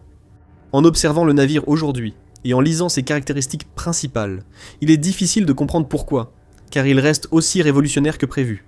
L'une des exigences principales était une faible section équivalente radar, ou SER, pour contrer de nombreuses menaces asymétriques maritimes, aériennes et terrestres tout en frappant au sol. Il faut rester invisible le plus longtemps possible. La classe Zumwalt réussit cela, bien qu'elle soit plus grande que tout autre destroyer ou croiseur de la marine. Elle mesure 610 pieds de long, a une largeur de 80,7 pieds, un tirant d'eau de 27,6 pieds, et déplace environ 15 656 tonnes. À titre de comparaison, le croiseur de classe Ticonderoga mesure 567 pieds de long, a une largeur de 55 pieds, un tirant d'eau de 34 pieds, et un déplacement d'environ 9600 tonnes. Le modèle actuel de destroyer de classe Harley Burke, le Flight 3 mesures 509,5 pieds de long, a une largeur de 66 pieds, un tirant d'eau de 31 pieds et un déplacement légèrement supérieur de 9700 tonnes. Comme vous pouvez le voir, bien qu'il ait une longueur et une largeur nettement supérieures, le Zumwalt a un tirant d'eau plus faible que le Ticonderoga et l'Harley Burke lors des opérations normales. C'est voulu et correspond à son profil de mission littorale. Mais les Zumwalt disposent également d'un système de ballast unique, qui ajuste en continu le tirant d'eau du navire à mesure que le carburant est consommé, ce qui permet de maintenir les caractéristiques de stabilité requises par sa coque à franc-bord inversée distinctive. Et cette signature est encore réduite à la taille d'un petit bateau de pêche, grâce à la coque unique du navire. La classe Zumwalt a une coque à étrave perce-vague, et à franc-bord rentrant, avec des flancs inclinés vers l'intérieur au-dessus de la ligne de flottaison. Cette configuration dévie les ondes radar entrantes loin de leur source, réduisant considérablement la SER du navire par rapport aux coques conventionnelles, avec des flancs verticaux ou inclinés vers l'extérieur. Cela a un aspect futuriste. Elle affronte une menace ultra moderne, mais ce n'est finalement pas si nouveau. Ce design était assez courant sur les navires de guerre jusqu'au début du XXe siècle, et a largement disparu de la construction des principaux navires de guerre après le début du XXe siècle. Les traves inversées permettaient aux navires de fendre les vagues, mais ce design a été abandonné pour des raisons de stabilité. Le choix d'une coque à étrave pénétrante et franc-bord, rentrant pour la classe Zumwalt, a suscité de vives controverses parmi les officiers de la marine. Ils ont soutenu que si une vague frappe le navire par l'arrière alors qu'il pique du nez, il pourrait perdre sa stabilité transversale lorsque la poupe sort de l'eau et chavirer. Mais ces craintes ont été définitivement dissipées lors d'un déploiement en Alaska en 2019. Le commandant à l'époque, le capitaine Andrew Carlson, a fait venir son officier en second de sa cabine pour l'informer d'un état de mer 6, c'est-à-dire des vagues de 4 à 6 mètres. L'officier en second a été surpris. Il pensait qu'ils étaient au maximum en état de mer 3, ce qui signifie des vagues de 0,5 à 1,2 mètres de hauteur. C'est particulièrement impressionnant, étant donné la puissance avec laquelle le navire devait fendre ces vagues monstrueuses à ce moment-là. Maintenant, il produit un total de 104 600 chevaux, ce qui permet d'atteindre une vitesse maximale de 30 nœuds. C'est une puissance énorme pour un navire de combat de surface, bien supérieure à la plupart des destroyers actuels. La conception de la coque offre aussi une grande stabilité, vitesse et furtivité. Cela inclut la superstructure du pont, où se trouvent capteurs, radars et espaces de commandement. Des panneaux et poutres, en vinyle ester renforcé de fibres de carbone, ont été utilisés pour alléger la structure et réduire la signature radar. Ces structures d'environ 900 tonnes mesurant 47 mètres de long et plus de 15 mètres de haut sont les plus grands assemblages maritimes entièrement composites jamais construits. À l'intérieur et à l'extérieur de la superstructure du pont, un ensemble de capteurs actifs et passifs est conçu pour des opérations multimissions, notamment la détection de menaces aériennes, de surface et sous-marines. Cet ensemble de capteurs alimente le Total Ship Computing Environment, un système de gestion de combat à architecture ouverte et distribuée développé par Raytheon. Il intègre les systèmes radar, sonar, de guerre électronique et d'armement, pour une prise de décision en temps réel et des réponses automatisées. Donc les Zumwalt sont aussi avancés qu'ils en ont l'air. Le problème, c'est que rassembler toute cette technologie et cette innovation dans un seul navire a un coût sans cesse croissant, bien plus élevé que prévu à l'origine. C'est l'une des principales raisons pour lesquelles la marine a décidé de tout arrêter. Le coût d'acquisition unitaire initialement prévu pour les 32 navires était d'environ 1,4 milliard de dollars chacun. Mais les coûts ont rapidement augmenté, entraînant un dépassement au titre de l'amendement Non-McCurdy en juin 2010, lorsque le coût unitaire a dépassé la base initiale de plus de 15%. Bien que des fonctionnalités aient été supprimées et les achats réduits, le coût a continué d'augmenter. Par exemple, General Dynamics, qui a construit la classe Zumwalt, a dépensé 40 millions de dollars pour une installation spéciale afin de les fabriquer. Le coût final a atteint 22,5 milliards de dollars pour les 3 navires en avril 2016. Cela fait une moyenne de 7,5 milliards de dollars par navire si l'on inclut les dépenses de recherche et développement qui étaient à l'origine destinées à être amorties sur 32 navires au lieu de 3. À titre de comparaison, la Arleigh Burke Flight 3 coûte environ 2,2 à 2,5 milliards de dollars par navire, soit moins d'un tiers du coût du Zumwalt. Un sous-marin d'attaque à propulsion nucléaire de classe Virginia Block, 5 ou 6, coûte entre 4,3 et 4,8 milliards de dollars par unité. C'est comparable au coût des porte-avions de classe Nimitz américain, mais environ un tiers inférieur à celui d'une classe Zumwalt. Alors, préféreriez-vous avoir un sous-marin nucléaire avec un Arleigh Burke ultra moderne en prime ou un Zumwalt expérimental? Si vous avez choisi le sous-marin nucléaire, vous êtes d'accord avec la marine et le Congrès, surtout depuis que le canon principal du Zumwalt est inutilisable. Le système d'artillerie avancé de la classe Zumwalt, ou AGS, comprenait 2 canons navals de 155 mm, calibre 62. Le problème, c'est qu'il a été conçu exclusivement pour le projectile d'attaque terrestre à longue portée, ou le RAP, une munition guidée de précision destinée au bombardement côtier à longue portée, avec une portée de 83 000 nautiques. Le navire pouvait transporter 335 obus par canon, soit 670 obus, mais avec un compartiment de stockage supplémentaire pour 320 obus, il pouvait en transporter un total de 990. Ça a l'air génial, mais pas à 800 000 à 1 million de dollars par obus. C'est le niveau qu'a atteint le coût unitaire. Le développement des obus a finalement été annulé parce que le coût avait tellement explosé. Pour aggraver les choses, le rayage spécial à palan du canon et le système de chargement automatique sont incompatibles avec les munitions standards de 155 mm. Donc, Sans autre type de munitions disponible, les destroyers naviguaient effectivement sans leur principale arme offensive. Cela ne veut pas dire qu'ils étaient complètement désarmés. Les Zumwalt étaient également équipés du système de lancement vertical périphérique MK57 ou PVLS. Le système se compose de modules de cellules VLS, 80 au total répartis autour de la coque extérieure du navire, avec une fine coque extérieure en acier et une coque intérieure épaisse. Cette conception dirige la force de toute explosion vers l'extérieur plutôt qu'à l'intérieur du navire et limite toute perte de capacité de missile uniquement aux modules concernés. Il est conçu pour accueillir des missiles d'attaque terrestre Tomahawk et des missiles standards SM-2MR pour la défense aérienne locale, des missiles Sea Sparrow évolués pour engager des menaces aériennes et maritimes, ainsi que des roquettes anti-sous-marines à lancement vertical pour contrer les menaces sous-marines.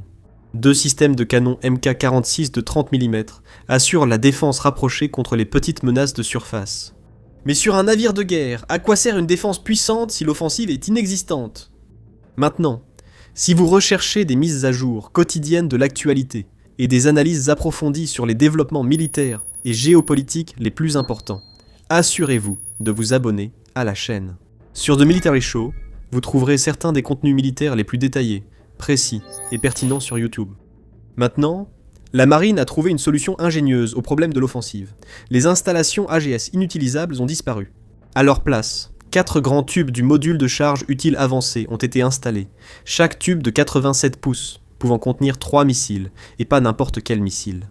Les navires de la classe Zumwalt sont en cours de réaménagement pour utiliser le système de frappe rapide conventionnel, ou CPS, une arme hypersonique à propulsion initiale, et vol plané capable de parcourir plus de 1700 miles. Catégorie inédite de capacité de frappe non nucléaire, ultra rapide, pouvant percer les défenses modernes et répondre aux menaces émergentes quasi instantanément. Le CPS fait partie d'une famille de nouveaux missiles hypersoniques que Lockheed Martin développe. Le CPS pour la marine, l'arme hypersonique à longue portée, ou LRHW pour l'armée de terre, et l'arme de réponse rapide lancée depuis les airs, ou ARRW, un missile air-sol pour l'armée de l'air. Le CPS de la marine et le LRHW de l'armée de terre partagent le même corps planant hypersonique commun, ce qui aide à réduire les coûts, accélérer le développement et simplifier les futures améliorations. Le CPS associe une propulsion par fusée, puis l'utilisation des forces aérodynamiques en vol plané. Cette conception permet des frappes plus rapides, à plus longue portée et manœuvrables, avec une meilleure survivabilité face aux défenses ennemies. En mai 2025, la marine a annoncé avoir mené avec succès un essai en vol complet au sol, à la station de la Force spatiale de Cap Canaveral, en utilisant une méthode de lancement à gaz froid. En d'autres termes, le moteur fusée s'allume, après que le missile a quitté le silo. C'est une étape importante, comme l'explique le vice-amiral Johnny R. Wolfe Jr. La méthode à gaz froid permet à la marine d'éjecter le missile depuis la plateforme, et de l'éloigner à une distance sûre au-dessus du navire avant l'allumage du premier étage. La classe Zumwalt en transportera désormais 12, et cela change la donne. Cela transforme la classe Zumwalt d'un navire de soutien côtier inefficace en une plateforme de frappe furtive de premier plan, à longue portée, particulièrement cruciale pour d'éventuels conflits dans le théâtre du Pacifique. Les armes hypersoniques manœuvrent en vol à plus d'1 mile par seconde, ce qui les rend bien plus difficiles à détecter et intercepter que les missiles balistiques ou de croisière classiques. Elles signifient également que les commandants peuvent désormais frapper jusqu'à 1700 miles de distance, bien au-delà de la portée des défenses aériennes ennemies. Pourquoi est-ce si important ? Selon Jerry Hendricks, capitaine de la marine à la retraite, ex-membre du Pentagone et chercheur principal à l'Institut Sagamore, ces navires pourront le faire avec une extrême précision bien au-delà de la portée du reste de la flotte. Encore mieux, grâce à leur faible section radar, ils pourront opérer beaucoup plus facilement dans des régions où les adversaires pratiquent des stratégies de déni d'accès, qui pourraient tenir d'autres plateformes à distance. En résumé, le temps de réaction de l'ennemi sera considérablement réduit. Un missile Tomahawk met environ 1 heure pour atteindre une cible située à 500 miles. Le CPS atteindra la même cible en 10 minutes. Il peut aller de Guam au détroit de Taïwan en seulement 30 minutes. On ignore encore la réelle puissance de son impact à l'arrivée. On sait que le système utilise une ogive similaire à celle du missile hypersonique terrestre Dark Eagle, le corps planant hypersonique commun, ou CHGB. Il a été rapporté que l'ogive du Dark Eagle pèse moins de 13,6 kg. Beaucoup de drones FPV ukrainiens à $500 transportent plus. Mais la principale force destructrice ici est fournie par l'impact cinétique du véhicule hypersonique. Selon l'armée, le missile est conçu pour détruire une zone de la taille d'un parking. Donc, on peut supposer que le poids de l'ogive indique qu'il s'agit essentiellement d'une charge explosive, conçue pour disperser les éléments de frappe, afin qu'ils atteignent des cibles sur une zone donnée. Les Zumwalt peuvent aussi servir de base avancée, pour des missiles hypersoniques, depuis des points d'appui comme Hawaï, potentiellement aux côtés de sous-marins dotés de capacités comparables. Les prochains à transporter des missiles CPS seront les sous-marins de la classe Virginia Blockville, où le stockage des missiles sera rendu possible par l'ajout de 4 silos supplémentaires dans le module de charge utile Virginia. Pour ce nouveau profil de mission, une autre amélioration majeure est en développement, une modification visant à accroître l'endurance en carburant et l'autonomie. Face à la montée en puissance de la Chine et à une armée populaire de libération renforcée, les 3 destroyers Zumwalt ont été réaffectés pour lancer des missiles hypersoniques sur des cibles stratégiques. L'autonomie accrue du Zumwalt et sa capacité à rester en mission renforcent l'ensemble de ces missions. Ces modifications transforment les réservoirs de ballast d'eau de mer existants du navire, afin d'accroître la capacité de stockage de carburant. D'autres changements sont prévus pour augmenter la quantité de carburant que la classe Zumwalt pourra recevoir lors du ravitaillement, en lien avec la capacité de stockage accrue. Cela signifie que les premières plateformes de frappe hypersonique de la marine pourront rester en mer plus longtemps, et c'est une capacité qui sera cruciale pour les missions de dissuasion contre les adversaires dans l'Indo-Pacifique. On comprend donc aisément pourquoi la marine veut relancer le Zumwalt avec des armes hypersoniques, et comment ce nouveau rôle s'intègre dans la stratégie américaine, surtout en Indo-Pacifique. 12 missiles hypersoniques justifient-ils vraiment cet enthousiasme? Ou cela va-t-il engloutir encore des milliards dans le piège des coûts irrécupérables? Il faudra attendre pour voir. Heureusement, nous n'aurons pas longtemps à attendre pour une première évaluation. L'USS Zumwalt devrait apparemment être remis en service plus tard, en 2027. Après 3 ans en cale sèche, il a été aperçu plus tôt dans l'année lors de son départ pour des essais en mer. Les autres destroyers de la classe Zumwalt seront eux aussi modernisés selon le même standard, le moment venu. Les travaux de modernisation du 3e navire de la classe Zumwalt, l'USS Lyndon B. Johnson, ont déjà commencé. Le démontage de l'affût d'artillerie avant et d'autres travaux visant à retirer l'équipement superflu ont déjà été achevés. Et le navire devrait reprendre du service au moment où le 2e navire de la classe, l'USS Michael Mansour, entrera en cale sèche en 2027 pour une maintenance programmée.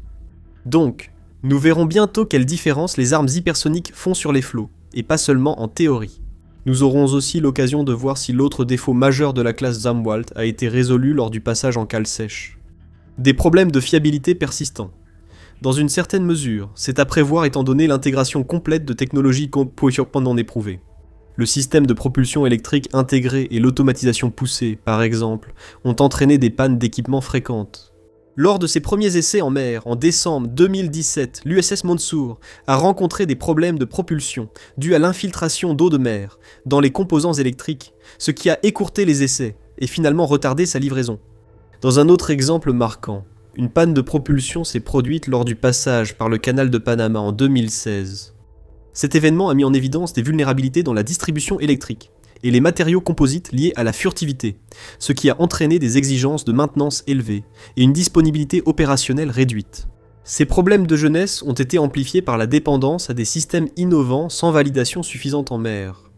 Il est certain que d'autres problèmes de jeunesse surviendront avec l'installation du système CPS, toujours en développement, ce qui ajoutera des milliards à une facture déjà exorbitante. Le système CPS ne sera pas bon marché. Ainsi, si certains ont salué le nouveau rôle de Zumwalt, d'autres se demandent si cette reconversion du Zumwalt vaut vraiment son coût et les ressources qu'elle mobilise. Même si tout se passe bien, et que le nouveau Zumwalt devient le navire le plus meurtrier de la marine américaine, il n'y en a que 3, et il n'y en aura jamais plus. Quel réel impact 3 navires peuvent-ils avoir sur la flotte, surtout face aux nombreux destroyers Arleigh Burke et aux futurs bâtiments prévus par la marine? Selon certaines estimations, si les coûts de la mise à niveau hypersonique restent dans les prévisions, ce qui est un très grand si compte tenu de l'historique du Zumwalt, l'intégration du CPS pourrait ajouter environ 452 millions de dollars à chaque navire de la classe Zumwalt, disons 1,5 milliard de dollars pour les 3 navires. Peut-être que cet argent pourrait être mieux utilisé ailleurs. De plus en plus d'experts estiment que l'ère des immenses navires à plusieurs milliards, tels que porte-avions et destroyers, touche à sa fin, remplacée par celle des navires de guerre sans équipage. L'Ukraine a essentiellement chassé la flotte russe de la mer Noire occidentale en utilisant des drones aériens et navals. Les États-Unis, quant à eux, ont dû faire face directement aux drones iraniens et Houthis, ainsi qu'aux missiles anti-navires, tout en poursuivant leurs opérations dans le golfe Persique, le golfe d'Aden et la mer Rouge. Pour ces 1,5 milliard de dollars, la marine pourrait acheter environ 5 grands navires de surface sans équipage armés de missiles, ou l'USV, ou elle pourrait acheter environ 25 drones de surface polyvalents de taille moyenne, ou environ 12 sous-marins autonomes à longue portée. La flotte hybride offrirait plus de masse, une détection répartie et un risque moindre pour les vies humaines par rapport à une seule plateforme habitée de grande valeur. C'est un navire qui, soi-disant, n'existe pas. L'un des nombreux navires de la flotte fantôme russe qui permet à la guerre de Poutine de continuer en transportant du pétrole illicite dans le monde entier. Mais il a été attrapé. Le navire fantôme était bel et bien réel, et le Royaume-Uni l'a trouvé. Une fois le navire repéré, tout était fini. Le Royaume-Uni est passé en mode James Bond en envoyant des Royal Marines non seulement pour intercepter le navire louche de la Russie, mais aussi pour monter à bord et révéler ce que Poutine essaie de faire pour poursuivre sa guerre. La nouvelle est tombée le 14 juin. Des commandos des Royal Marines ont abordé un pétrolier de la flotte fantôme russe quelque part dans la Manche aux premières heures de la journée. Ces commandos étaient accompagnés d'officiers faisant partie de la National Crime Agency du Royaume-Uni ou NCA. Ils ont également reçu le soutien de la Royal Air Force pour mener à bien une opération de 6 heures que la BBC décrit comme la première du genre menée par le Royaume-Uni contre la flotte fantôme russe. Il y a des raisons pour lesquelles il a fallu autant de temps au Royaume-Uni pour commencer à prendre ce type de mesures, car des obstacles juridiques devaient être surmontés. Mais pour l'instant, l'attention restera portée sur le navire russe. Il s'appelle le Smirnov et il fait partie de l'immense flotte de vieux pétroliers que Poutine utilise pour transporter le pétrole et le gaz russe à travers le monde, alors qu'il tente désespérément d'échapper à l'étau des sanctions qui se resserrent. Al Jazeera nous en dit un peu plus sur ce navire. Al Jazeera indique que le Smirnov naviguait sous pavillon camerounais, ce qui est une tactique assez courante employée par la flotte fantôme. Un navire sous pavillon russe devient une cible évidente. La Russie utilise donc à tort les pavillons d'autres nations dans l'espoir que ces navires louches pourront échapper à la surveillance et atteindre leur destination. Dans le cas du Smeratos, l'endroit où il devait aller semblait être Port Saïd, en Égypte. Le navire avait quitté le port baltique russe d'Oust-Luga le 5 juin transportant apparemment environ 700 000 barils de pétrole.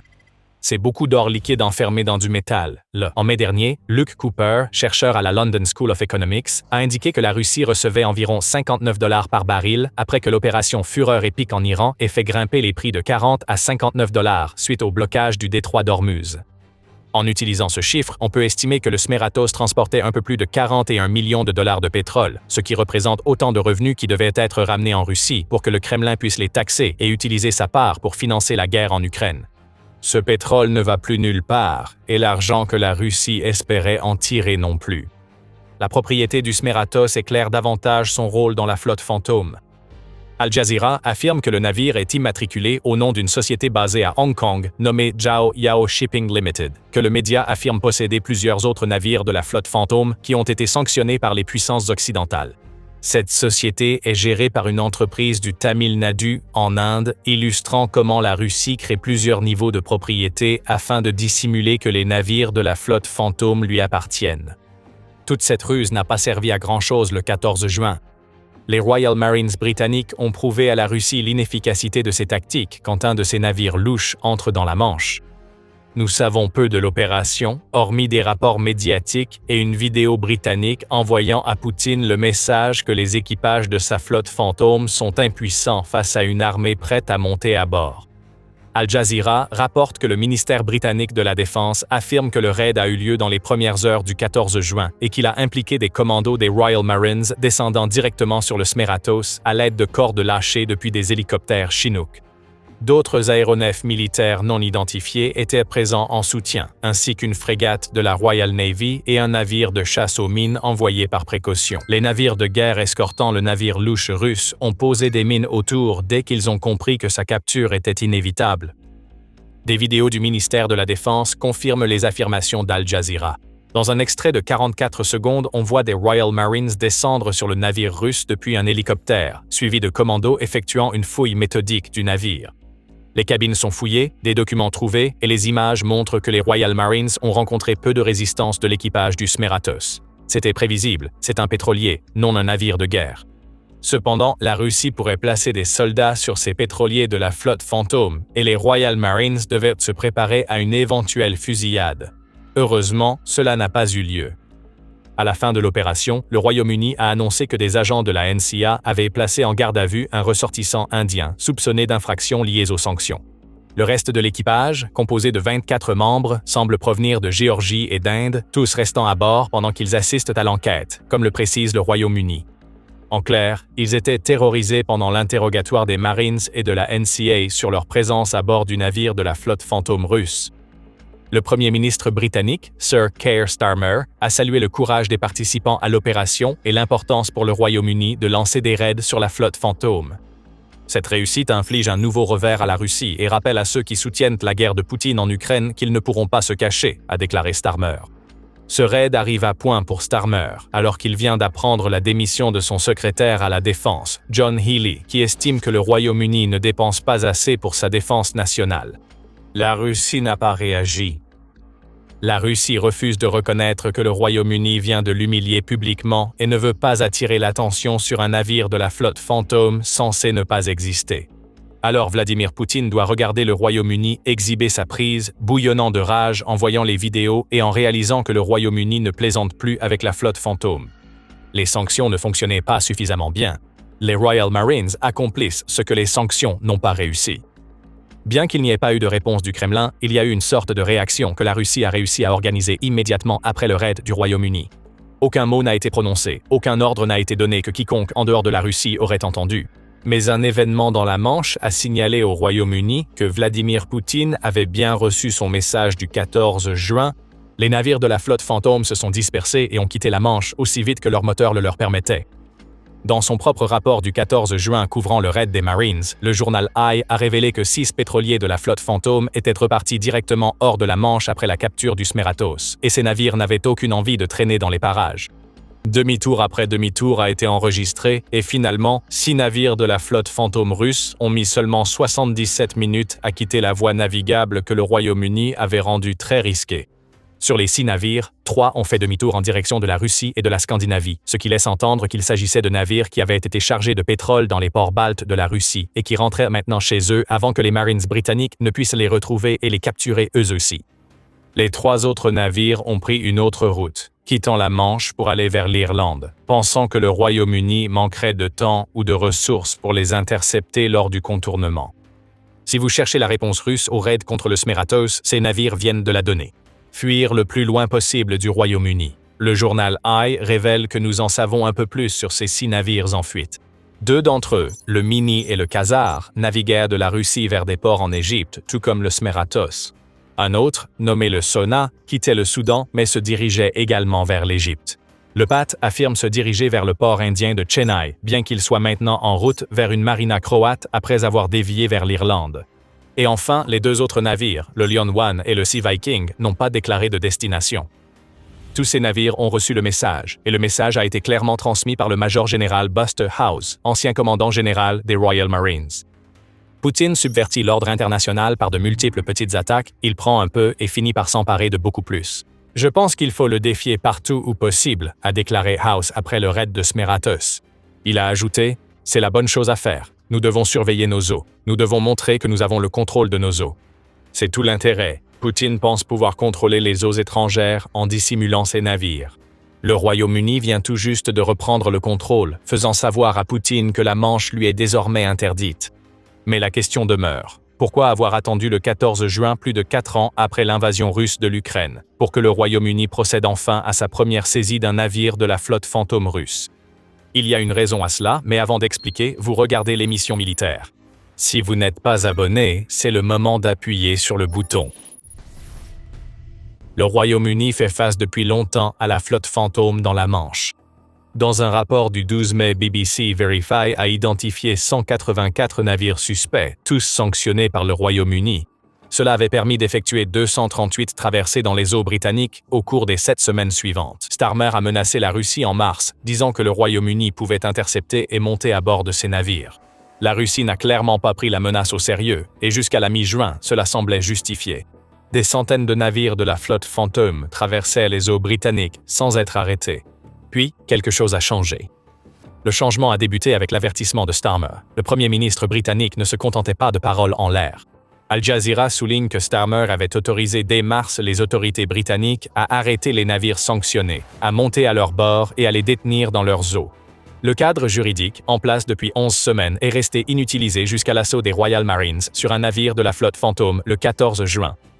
Al Jazeera affirme que le cadre seul ne suffisait pas. D'autres questions juridiques restaient à résoudre et le Royaume-Uni devait aussi décider comment gérer le coût du stockage des navires saisis, qui pourrait grimper si le pays tente d'intercepter chaque navire de la flotte Fantôme traversant ses eaux. L'opération du 14 juin montre que le Royaume-Uni a résolu les problèmes. Nous ne savons pas à quelle fréquence ce type de saisie aura lieu à l'avenir, mais ce que nous savons, c'est que le Royaume-Uni a établi un précédent qui ne peut plus être ignoré. C'est une très mauvaise nouvelle pour la Russie. Cela signifie que le Royaume-Uni est enfin passé des sanctions à la saisie. Voici ce que cela implique pour l'avenir de la flotte Fantôme et la guerre menée par la Russie en Ukraine. Le Royaume-Uni vient d'ajouter la dernière pièce à un puzzle qu'il tente de résoudre depuis 4 ans. Jusqu'ici, les centaines de sanctions constituaient le principal moyen du Royaume-Uni pour stopper la flotte Fantôme.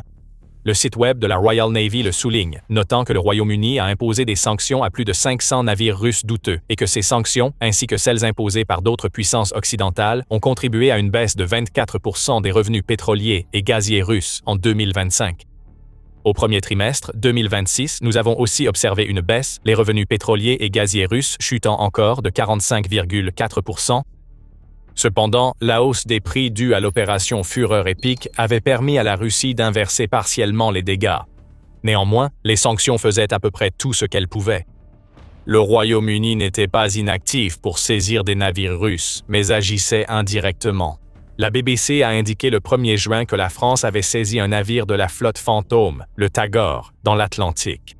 Bien que la France ait légitimement revendiqué le mérite de cette capture, le Royaume-Uni a apporté son soutien en utilisant un hélicoptère qui se trouvait auparavant à bord du HMS Somerset pour suivre et surveiller le navire russe pour la France.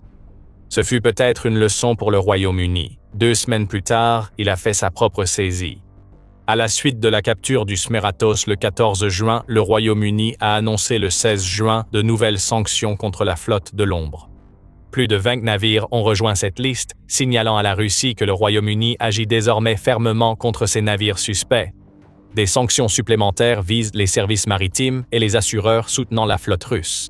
Le Royaume-Uni est aussi le premier pays du G7 à sanctionner les navires impliqués dans le projet russe Arctic LNG 2 qui exporte des millions de tonnes de gaz, source de revenus jugée sale par le gouvernement britannique pour Poutine. Tout cela signifie pour la flotte Fantôme qu'il est désormais impossible de traverser les eaux britanniques en toute sécurité. La Royal Navy affirme que la flotte Fantôme est responsable du transport de 75% du pétrole sanctionné de la Russie au moyen d'une flotte de 700 navires, ce qui constitue une bouée de sauvetage majeure pour Poutine et sa guerre. La saisie du 14 juin est un coup porté à Poutine de plusieurs façons et au bon moment. Il y a le fait que cela survient si peu de temps après le départ de Healey, ce qui signifie que l'on pourrait interpréter cela comme un message envoyé par Starmer au peuple britannique, leur faisant savoir qu'il prend effectivement la menace russe au sérieux. La mesure a été prise juste avant un sommet du groupe des 7, où le groupe a évoqué d'autres moyens de soutenir l'Ukraine. Le Royaume-Uni peut désormais montrer ses actions dans la Manche et son aide à la France il y a quelques semaines pour affirmer « Voilà comment nous soutenons l'Ukraine » en accentuant la pression sur la flotte Fantôme. C'est cette pression qui finira par porter ses fruits.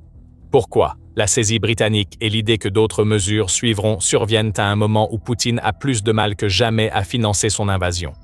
Dire que la flotte Fantôme est essentielle à l'économie actuelle de la Russie n'est pas une exagération. Selon The Guardian, la flotte génère chaque année entre 87 et 100 milliards de dollars de revenus pour la Russie, et tout cet argent peut être taxé afin que des milliards continuent d'alimenter le trésor de guerre de Poutine. On pourrait soutenir que la flotte Fantôme est aujourd'hui la principale source de revenus qui maintient la Russie en vie. Ainsi, le fait que le Royaume-Uni ait commencé à mener des raids sur les navires de la flotte Fantôme ne pouvait pas plus mal tomber pour la Russie. Le pays est déjà au bord d'une récession dévastatrice à cause des dépenses et des politiques de guerre de Poutine. Le journal Jacobin rapporte que le déficit budgétaire fédéral de la Russie a atteint environ 2,5% de l'ensemble du produit intérieur brut, ou PIB, du pays au cours des 4 premiers mois de 2026, et il est déjà plus élevé pendant ces 4 mois que l'ensemble du déficit de 2025. La Russie a enregistré sa première baisse de PIB au premier trimestre 2026 en 3 ans. Et pourtant, Poutine continue de dépenser de l'argent pour sa guerre. Euromaidan Press rapporte que 46% du budget russe a été consacré à la guerre début 2026, alors même que les recettes étaient en baisse. Désormais, des navires de la flotte fantôme sont saisis. Et la Russie, déjà surmenée, est maintenant file tout droit vers l'enfer financier, surtout si ces saisies deviennent courantes. Le manque d'argent va bouleverser les plans de Poutine pour l'Ukraine sur le champ de bataille. La Russie en est déjà au point d'offrir des primes de signature record de 80 000 $ aux soldats, ainsi qu'un effacement de TTE de plusieurs centaines de milliers et des salaires énormes. Cela n'a pas empêché le recrutement russe d'être inférieur de 20% au premier trimestre 2026 par rapport à la même période en 2025, rapporte CNN. L'ensemble de l'effort de guerre russe repose sur la capacité à dépenser d'énormes sommes d'argent pour inciter les volontaires à s'engager. Cette approche ne sera pas viable si les revenus de la flotte fantôme se tarissent. Même des coûts à court terme, comme celui du Royaume-Uni, sont nuisibles.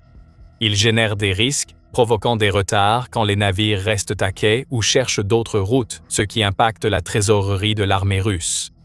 Les seuls coûts de recrutement militaire de la Russie représentent désormais environ 9,5% du budget fédéral du pays, et il devient de plus en plus évident que le Kremlin doit offrir plus que les sommes déjà records qu'il propose actuellement pour faire face à une crise de recrutement grandissante. Donc, ce que le Royaume-Uni a fait n'est pas seulement une attaque contre la flotte fantôme, c'est une dague dans le cœur de la machine de guerre russe. Le plan russe, dépensé sans limite pour gagner, est menacé par les sanctions et saisi. Le Royaume-Uni s'engage désormais officiellement dans les saisies après avoir passé des années à être en première ligne des sanctions. Peut-on faire davantage pour stopper la flotte louche russe? Oui. Dans un article du 4 juin, United 24 Médias a affirmé que la plupart des navires capturés de la flotte fantôme sont détenus, inspectés, puis relâchés faute de législation européenne autorisant leur saisie permanente. La prochaine étape serait de légiférer pour retirer définitivement de l'eau les navires russes capturés. Alors, des actions qui inquiètent Poutine aujourd'hui pourraient se transformer en une campagne qui paralyserait l'effort de guerre russe demain. Pour l'instant, des Royal Marines attaquant un navire de la flotte fantôme envoient un message fort. Le Royaume-Uni s'en prend aux navires louches de la Russie et les eaux autour du Royaume-Uni sont bien moins sûres qu'avant. La France a déjà transmis ce message à la Russie. Nous avons mentionné la capture du Targor dans cette vidéo, et vous pouvez en apprendre davantage sur ce que la France a fait, comment le Royaume-Uni a aidé et ce que signifie cette capture. Comment? Dans notre vidéo, nous expliquons comment la France a marqué une nouvelle étape dans la gestion occidentale de la flotte fantôme. Et si vous avez apprécié cette vidéo, n'oubliez pas de vous abonner à notre chaîne pour voir plus de nos analyses sur les dernières actions menées par les puissances occidentales pour nuire à Poutine et à sa machine de guerre. Et merci, comme toujours, de nous avoir regardés.